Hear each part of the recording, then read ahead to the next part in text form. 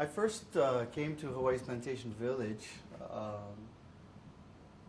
to do a paper in connection with the class I was taking at UH West Oahu.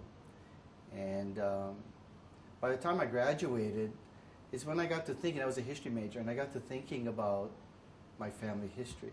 So that's when I started on the genealogy. And so although my paper was done, I kept coming. And so I've been here 7 years now. And my background is maybe a little typical of a lot of the plantation kids that I grew up with. My house was across the street from this village on Waipahu Street. And my earliest recollections, my grandfather was working.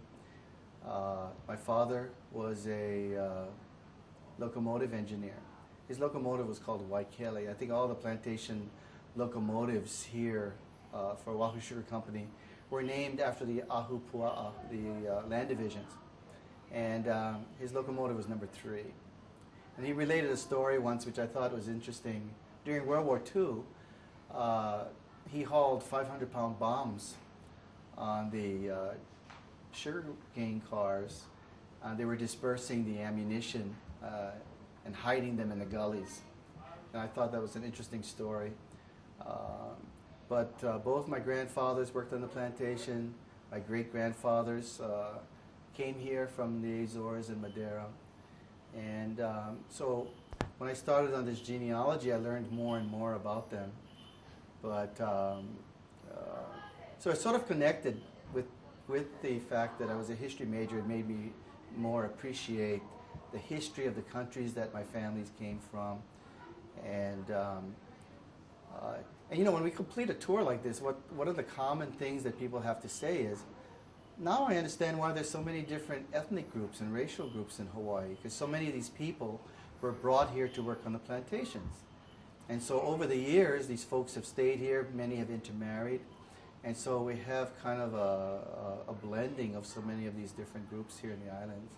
And so they have a better appreciation as to why these folks are here.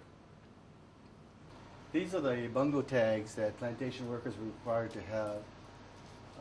It's called a bungo, the Japanese word for number, and so everybody on the plantation referred to them as the bungo. So here we have Puerto Rican, Chinese, and Korean, which are similar, and the Hawaiian, Japanese, and Portuguese, which are similar. And the odd one is the Filipino and the student here. And so if you had to go to the infirmary or when you went to get paid, you had to have this number. And because of the different ethnic groups here, difficult names to pronounce, many of the supervisors, the lunas, referred to people by their numbers. And there's a quote here from this man. Most time they call you by the numbers. That was the thing I objected to. I wanted my name, not the number. As we come around this way, this is a display of a picture bride arriving in Hawaii, and she's holding a photograph of her husband. Technically, they're already married by proxy. And when she arrived, sometimes she found out that her husband was much older than the photograph he sent her. So it wasn't too uncommon that a 46-year-old man was married to a 19-year-old woman. And if she was lucky, her husband matched the photograph. By the way, when she arrived, they also had to have a Christian wedding. So whether they were Christian or not, they received that wedding. In the movie Picture Bride, there's a depiction of that. So if you haven't seen the movie Picture Bride, it's a wonderful movie about a picture bride who came to Hawaii in about 1914. We have a display of the different ethnic groups and when they arrived, the 8 groups that are represented here. And it's done sort of like a family tree. And so many of us are interrelated now.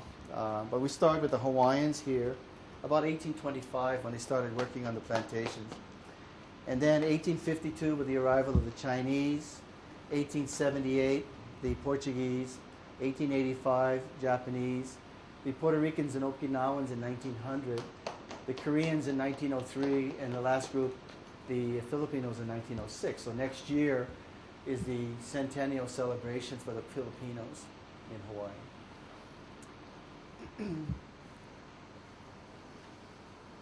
Around this way, we have other displays, the flags of all the 8 groups, a map showing where these 8 or 7 groups came from to Hawaii. And it aids the children who come here on their school tours during the week so that they have a kind of a sense of where these groups and how far they had to travel from. There's a sugar press here from the 1850s to give you an idea how the sugarcane stalk was crushed to get the water and then the water processed to make sugar.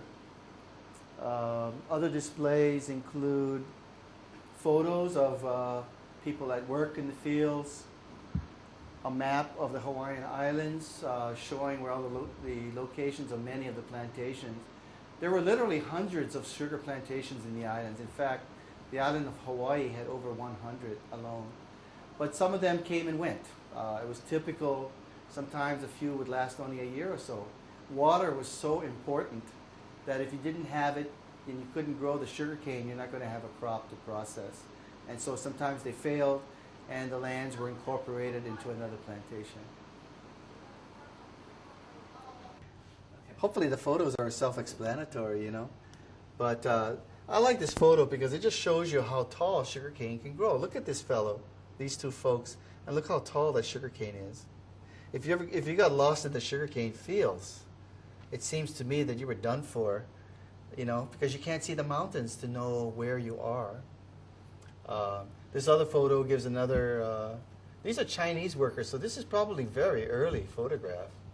And cane was cut by hand. Because the sugarcane Hawaiians brought here was okay, but generally after research was done, they brought better varieties of sugarcane. Because if you're going to grow sugarcane for 2 years, I mean, you might as well have something that's going to be most productive. And so later on, the varieties that they brought, you could burn the fields, get rid of all the rubbish, and you don't have to peel those leaves off by hand. And women used to do that, to strip the sugarcane stalk from the leaves. Because the sugarcane stalk is what's going to be crushed to extract the water. And this is a typical work day here, especially for women, because they had to prepare breakfast and lunch. Look at that, 4 o'clock in the morning. Then the whistle, the plantation's mills had whistles to wake you up in the morning, to gather. This is about the time you gather at the train or the cattle car to get to the fields. The workday started at 6, you had a break at 8, cow time, lunch at 11:30, 12 o'clock was back to work, 4:30 pauhana whistle, and then 8 o'clock was lights out. Growing up on the plantation, as I did, 8 o'clock just meant that children had to be off the streets unless they were accompanied by an adult, so there was curfew. This is the uli uli, and Hawaiians took this gourd, which sort of looks like this, on the la'amia tree, and the gourd is hollowed out, and the seeds of the canis plant is put inside of it, and that's what creates the rattle. This tree was introduced from Central America, and so Hawaiians adapted its use. Later, when the Puerto Ricans arrived in Hawaii, they recognized this plant, and this is what they made their maracas, which is sort of looks like that. So two cultures, independently of each other, used this plant for these purposes.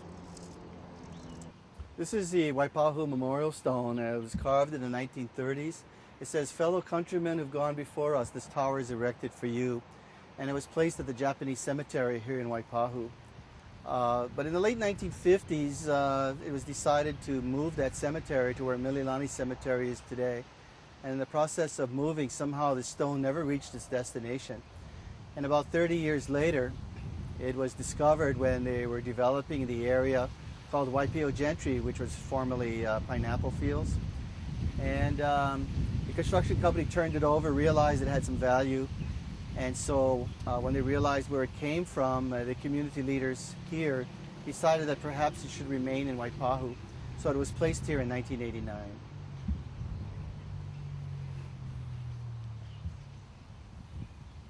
These memorial stones with the plaques here were placed to acknowledge those individuals, corporations, and government agencies that helped us to build Hawaii's Plantation Village.